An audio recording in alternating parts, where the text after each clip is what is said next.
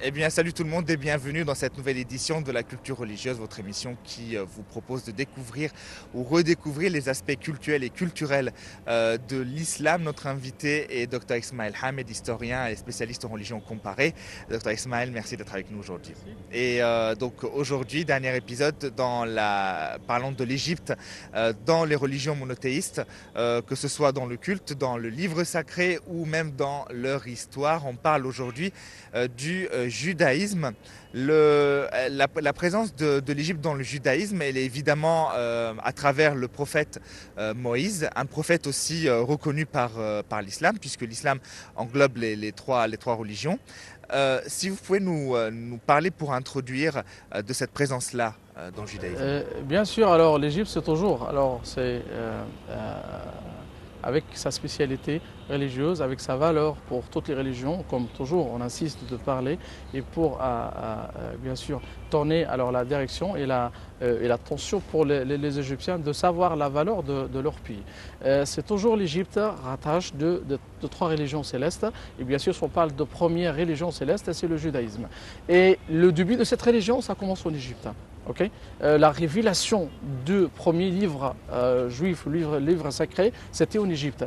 Et même l'autre livre sacré pour les juifs, si on parle de la Talmud, et une grande partie de ça, ça a été écrit aussi en Égypte par un philosophe juif qui était un médecin, qui était un physicien. Alors c'est lui qui, Mimounide, ou le Moussa ibn Maïmoun, c'est lui qui était le médecin de Saladin et le sultan Ayyubide. Et ça c'est encore une autre image de l'Égypte et comment les Égyptiens ils ont bien accueilli alors les Juifs à travers l'histoire. Et si on parle d'un peu par des informations très importantes de ça, parce que l'Égypte est mentionnée dans l'Ancien Testament à peu près 1000 fois. 1000 fois par le nom de l'Égypte, avec bien sûr, mais d'autres fois, alors par des noms différents, des noms des villes de l'Égypte, des noms de montagnes de l'Égypte, de fleuves, particulièrement le mont Moïse. Ça c'est le mont qui s'appelle, dans la Torah, c'est le mont Horeb ou Horeb. Mont Horeb aussi, c'est renommé aussi par la Torah comme le mont de Dieu. La montagne de Dieu, ça c'est quelle, bien sûr, divinité, quelle spécialité pour la montagne de l'Égypte, c'est d'être appelé comme la montagne de Dieu. Et ça c'est aussi la même montagne que très vénérée aussi en islam, comme on a déjà parlé toujours, que ça c'est l'endroit où la montagne où Dieu apparaissait sur la montagne où il a parlé avec Moïse. C'est des choses incroyables quand on trouve des liens entre l'Égypte et le judaïsme à travers les siècles et particulièrement à travers plus de 400 ans. Et ça, c'est la durée de la présence juive en Égypte. Eh bien, donc un lien très étroit. Je vous propose un commentaire et on revient après ça.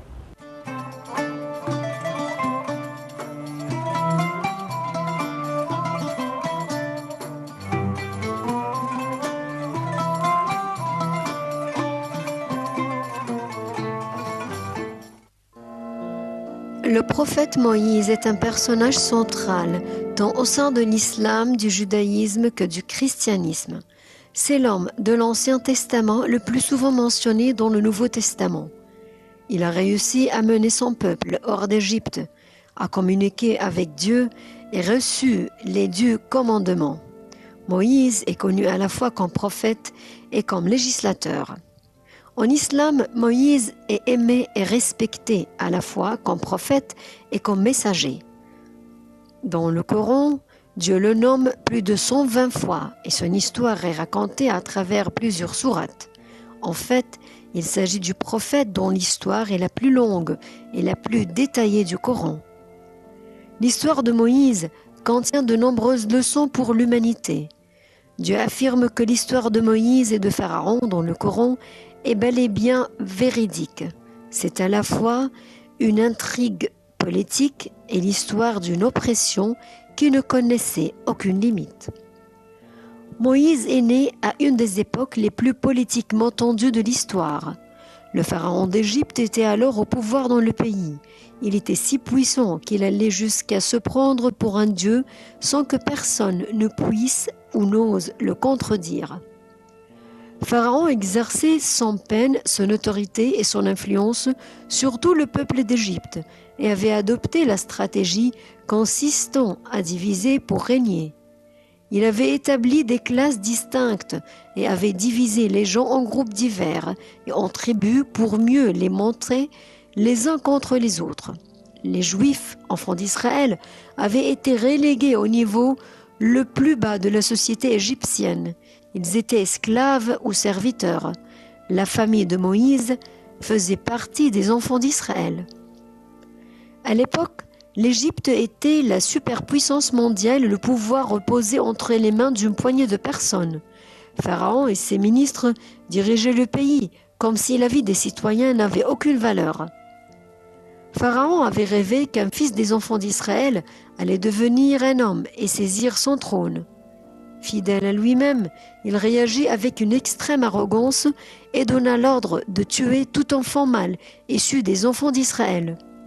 Mais ses ministres comprirent que cela allait mener à l'extermination complète des enfants d'Israël et donc à la ruine économique de l'Égypte. Pharaon modifia alors son ordre. Les enfants mâles seraient tués une année, mais épargnés l'année suivante.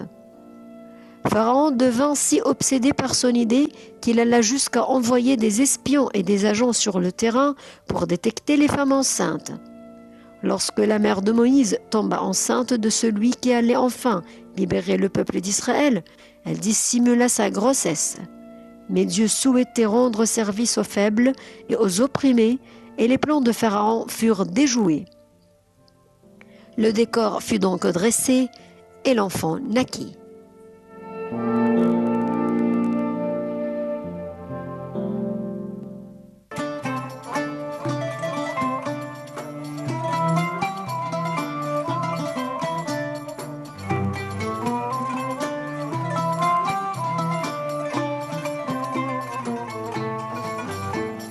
De retour pour cet épisode de la culture religieuse, nous parlons aujourd'hui de la présence de l'Égypte et le lien très étroit entre Égypte et judaïsme. Alors un lien étroit historiquement parlant, bien entendu. Nous allons voir dans cette première partie le lien historique et le lien religieux.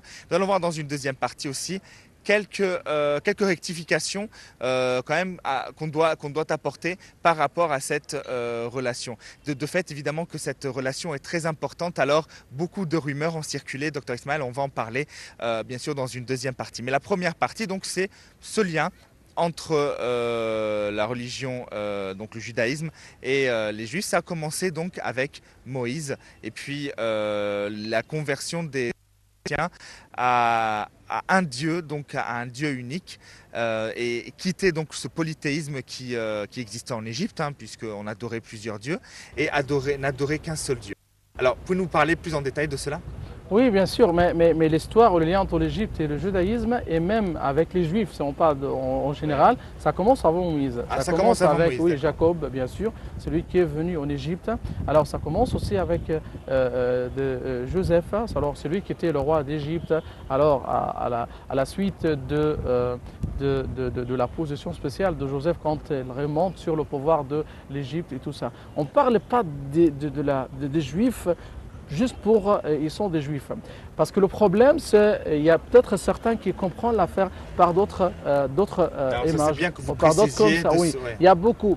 Donc, ça, c'est une histoire. On ne peut pas dénier alors des faits de l'histoire. Ça, c'est les faits de l'histoire sont très clairs et sont très présents. Mais en même temps, il y a beaucoup de remords, il y a beaucoup du mensonge juif. Alors, sur l'histoire de l'Égypte et tout ça, on doit vérifier. Alors, on doit parler de ça pour éclairer les idées que les Juifs ou les remarques que les Juifs ils parlent sur de l'Égypte et l'histoire égyptienne et tout ça. Donc, la présence donc à partir de Joseph. Oui, Joseph. Puis c'est l'arrivée. Donc voilà. Oui. C'est l'arrivée des tribus d'Israël. Tribus d'Israël, ils étaient 12 enfants, les 12 enfants de Jacob. Et après la famine qui a été alors frappé la Palestine et l'Égypte, à travers l'histoire, c'était un pays très prospère et c'est toujours fertile, pas de problème. On souffre pas de la famine qui était dans les autres pays. Donc alors Joseph, il a appelé son père Jacob pour venir en Égypte avec ses frères, avec aussi les autres tribus, ou le chef des tribus d'Israël. Donc il s'installe depuis l'arrivée avec Jacob, et puis jusqu'à l'exode de Moïse d'à peu près 400 30 ans. Ça, c'est d'après la tradition juive. Il y a ceux qui dénient, il y a ceux qui parlent par une autre façon, que ce n'était pas duré très longtemps par cette façon, c'était moins que ça. Il y a ceux qui parlent de 200 ans, 300 ans, et comme ça. Oui, je suis d'accord avec que la période c'était moins que ça. Mais par rapport de la période de Jacob jusqu'à Moïse, on parle d'à peu près 5 générations. Parce que Moïse, il était le fils de Amiram, le fils de Kihat, le fils de Lévi. Lévi, c'est le fils de Jacob. Jacob, c'est le fils de Isaac.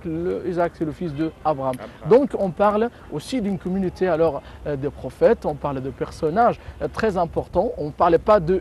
Même le judaïsme, il y a par exemple en islam, on n'a pas de religion qui s'appelle judaïsme, mais on a la religion ou la loi de Moïse, ou la religion de Moïse, qui se rattache au prophète Moïse lui-même.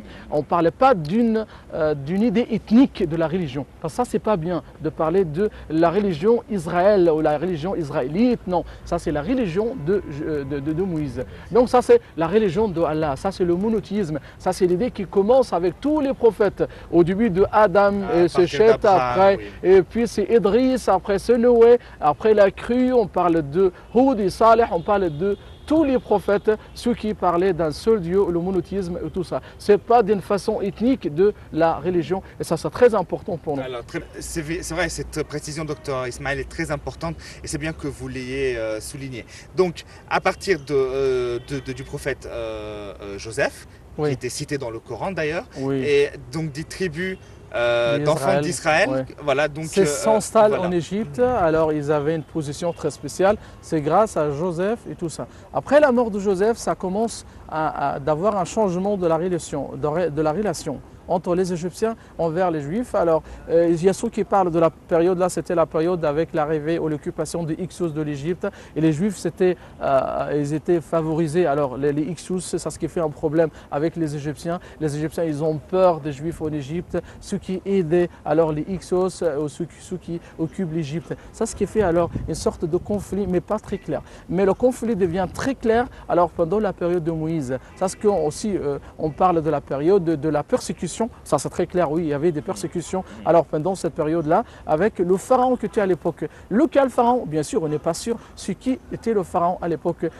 Il y a ceux qui parlent de Ramsès II, il y a ceux qui parlent de Merembetah, il y a ceux qui parlent de Thothmosis III, d'Amenophis, de n'importe quel. Mais sûrement, ça c'est pas Ramsès II. Ça c'est bien sûr une idée très claire que Ramsès II ce n'était pas le pharaon de Moïse. Et ça c'est par la citation de Coran, c'est ce qui est très, très clair, que Dieu qui dit dans la Sourate Al-A'raf, que Dieu qui dit alors c'est Dieu qui a détruit tout ce que Pharaon a construit. Et donc du coup on ne sait pas qui est le pharaon. Oui, c'est pas clair que c'est pas Ramsès II qui était le pharaon, parce que Ramsès il a fait beaucoup de bâtiments, beaucoup de constructions et qui restent en excellent état de conservation. Et il n'y a pas de pharaon, des choses qui restent en excellent état de conservation, bien sûr, que les bâtiments de Ramsès II. Donc alors, c'est beaucoup de choses et je pense que l'insistance pour l'idée de pharaon de Moïse et se rattache au lien avec Ramsès II, c'est une idée juive. Ça, c'est pour abîmer, déformer l'histoire égyptienne, parce que Ramsès, c'est le plus important pharaon. Et quand on parle que le était un homme athée, un homme qui était contre les prophètes, qui a fait beaucoup de problèmes comme ça, donc alors c'était pas une on va parler de ces détails, on l'avait dit dans une deuxième partie, mais vraiment l'installation donc du peuple juif en Égypte. Oui. Oh, bien sûr, s'installe après l'arrivée avec Jacob, elle reste puis jusqu'à la période de Moïse. Donc on parle de 3 siècles, 4 siècles, ça dépend.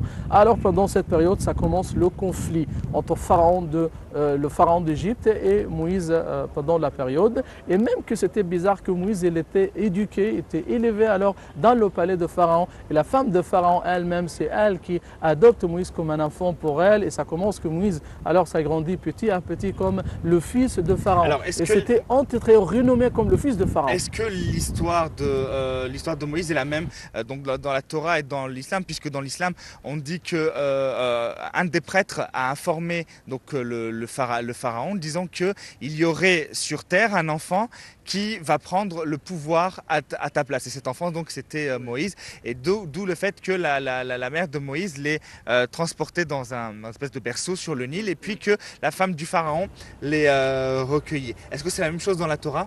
Bien sûr, ça c'est raconté par des traditions qui parlent de la prophétie. Ça c'est dans les grands historiens arabes, ceux qui parlent de ça, Ibn Jarir al-Tabari, on parle de Ibn Kathir, Al-Makrizi, As-Suyuti, ceux qui parlent, beaucoup d'autres qui parlent de ça, de la prophétie, alors, il y avait une prophétie de Pharaon qu'il avait une vision, il avait un rêve, donc alors il a vu qu'il y a un feu très fort qui vient de Jérusalem, qui a brûlé toutes les maisons de l'Égypte et il n'a pas brûlé les maisons des Israélites. Donc alors, quand les prêtres, ils ont justifié ou ils ont interprété alors ce rêve-là, ils ont parlé qu'il y a un enfant juif, alors c'est lui qui sera alors un ennemi pour toi et c'est bien sûr, ça ce qu'on peut dire là, et la disparition, la chute de ta famille royale et tout ça, ton régime, c'était à cause de cet enfant-là. Donc elle a ordonné de tuer tous les enfants d'Israël ou les petits-enfants de 1 an à 2 ans. Donc ça c'est presque aussi une histoire pareille avec tout ce qui se passe avec Jésus, avec aussi Hérode, le roi juif aussi. Ça c'est presque de même prophétie pareille entre les deux événements avec aussi deux prophètes aussi différents. D'accord. Et ensuite, qu'est-ce qui s'est passé avec le pharaon justement? Avec ce pharaon-là, est-ce qu'il a continué à persécuter les Juifs jusqu'à ce que Moïse puisse être investi de sa mission ou pas? Bien sûr, il a envoyé les soldats pour chercher tous les enfants, le nouveau-né d'enfants d'Israël et pour les tuer après, bien sûr, leur naissance directe. Donc ça arrive un miracle avec la mère de Moïse quand elle laisse son enfant dans un berceau, puis elle met le berceau dans le Nil et puis après elle laisse l'enfant la cour alors au milieu du Nil. Après, le berceau arrive jusqu'à la porte du palais de Pharaon. Et puis c'est d'après la tradition juive que c'est la fille de Pharaon qui a trouvé Moïse. Et dans le Coran, non, c'est la femme de Pharaon qui adopte Moïse comme un enfant pour elle parce qu'elle n'a pas d'enfant pendant cette période. Et ça continue l'histoire de Moïse, qu'il était un prince dans le palais de Pharaon. Et après qu'il a tué un Égyptien, puis il était en fuite alors dans la terre de Médiane. Et ça arrive une période là-bas pour sa relation avec le prophète Joaïb, aussi Jisro, ou Ditro, ou Yitro, c'est mentionné dans la Torah. Et après, c'est le retour et ça commence le conflit très clair entre le pharaon d'Égypte Moïse. Et donc durant cette période, c'est la présence donc, des Juifs en Égypte, il y a eu des miracles qui se sont déroulés. Oui, ça c'est une image, ça c'est très très important pour l'Égypte. Parce qu'on parle d'un miracle qui arrive en Égypte ou qui se déroule en Égypte, c'est le passage des Juifs alors de la mer. Donc alors c'était là-bas dans cette période, c'est leur miracle de passer de l'eau. Soit une partie de la mer Rouge, soit le golfe de Suez, ou bien sûr un lac amer, ou ceux de n'importe, parce que si on a beaucoup d'interprétations de ça. Après, ils ont traversé à l'autre côté là-bas, dans la terre de Sinaï. 50 jours après le miracle, ils arrivent à côté le mont Moïse. Là-bas, où il y avait aussi beaucoup de miracles, parce que pendant l'installation là-bas, il y avait des repas qui descendent des ciels pour les Juifs. Et ça, c'est la première fois d'avoir de repas de ciel qui descend dans la terre, c'était en Égypte. C'était une récompense divine pour avoir cru au message de Moïse et d'avoir supporté cette persécution. Oui, bien sûr, on parle d'Alman wa Salwa. Alman wa Salwa, c'était le repas de matin, c'était le petit déj pour eux, c'était comme une sorte de gâteau avec du miel.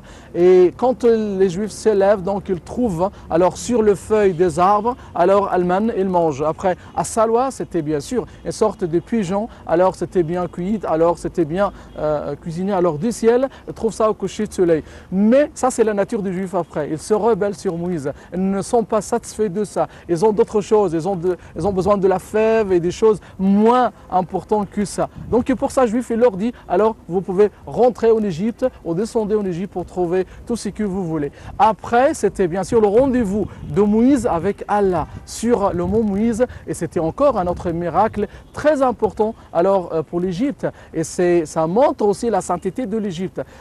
Moïse, il reste là-bas à peu près 40 jours et 40 nuits sur la montagne. Et là, bien sûr, reçu la révélation de Allah. Ça, c'est pour le premier livre sacré. Le livre céleste, ça, c'est la Torah. Ça a été révélé. Oui, c'était révélé en Égypte. Bien sûr, il y a une différence entre la Torah et les 10 commandements. du commandement, c'est ce qu'on appelle peut-être Sohaf Moussa, ou c'est bien sûr les Sohaf sacrés, mais c'est pas, c'est pas bien sûr la Torah, c'est une autre chose qui était sur les deux tablettes.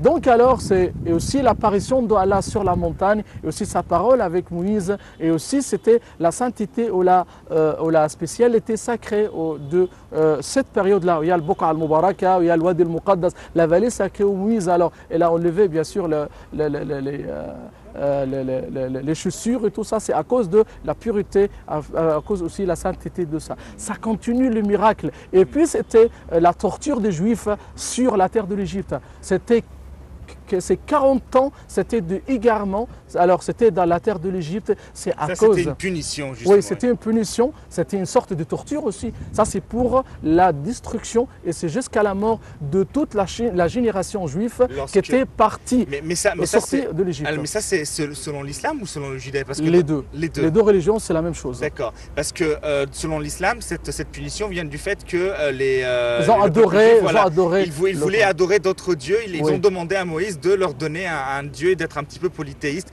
Comme les autres. Est-ce que c'est la même chose chez le judaïsme? Oui, c'est la même chose, bien sûr. Mais aussi, ils ont refusé d'aller à la Terre Sainte. C'est d'après l'ordre de Moïse. Et ils ont dit à Moïse alors, va toi et ton Seigneur. C'est pour combattre les autres, ou les gens, les habitants de la Terre Sainte. Donc c'est à cause de deux péchés, de grands péchés. Alors c'est Dieu qui a puni les Juifs dans la terre de l'Égypte et 40 ans. Donc ça continue. Donc on a deux miracles qui arrivent en Égypte. Encore, c'était aussi la punition divine de Allah pour les Juifs en Égypte. Et un miracle aussi ou des miracles qu'on avait oublié de citer, c'était les 9, bien sûr, calamités qui se sont déroulées en Égypte. C'était 9 signes aussi qui se déroulent en Égypte quand il y avait le conflit entre Moïse et le pharaon de l'Égypte. Parce que quand Moïse demande au pharaon de laisser les Juifs pour partir de l'Égypte, alors le pharaon l'accepte, après elle refuse de faire la promesse qu'il a promis avant. Donc alors Moïse adore Dieu, alors de frapper Pharaon par quelque chose. C'était comme ça, c'était le sang, c'était des choses comme ça qui arrivent avec aussi la crue, avec beaucoup de choses qui étaient comme ça. On l'a vu donc, c'est une histoire mouvementée, mais c'est un lien très proche entre donc judaïsme, histoire du judaïsme et l'Égypte qui a donné lieu à des rumeurs. Vous en avez évoqué une, c'était celle donc de dire que le pharaon de Moïse était Ramsès, alors que les vestiges de ce pharaon-là ont été détruits et notamment par eux, ils ont été même engloutis par la mer. Quelles sont les autres rumeurs les plus importantes qui ont été citées? Oui, on parle par exemple, comme on a déjà parlé sur le rumeur, le mensonge juif de dire que Ramsès II était le pharaon de Moïse.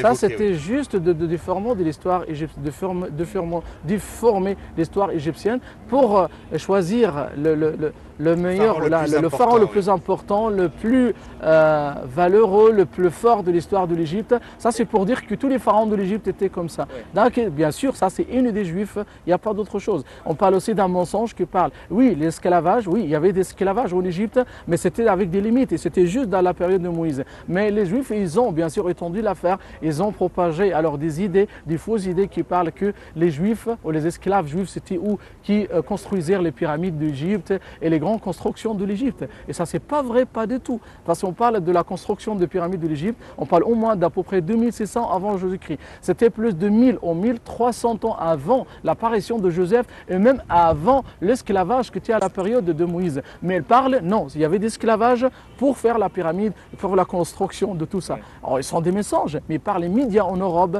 qui, bien sûr, favorisent les idées juives et veulent propager les idées comme ça. Mais vraiment, c'est un grand mensonge juif et ça, c'est dénié par les événements historiques et par la chronologie. Et bien sûr, il y a d'autres rumeurs que les Juifs voulaient propager. Eh bien, nous allons juste, avant de conclure, visiter un monument européen. On revient après ça.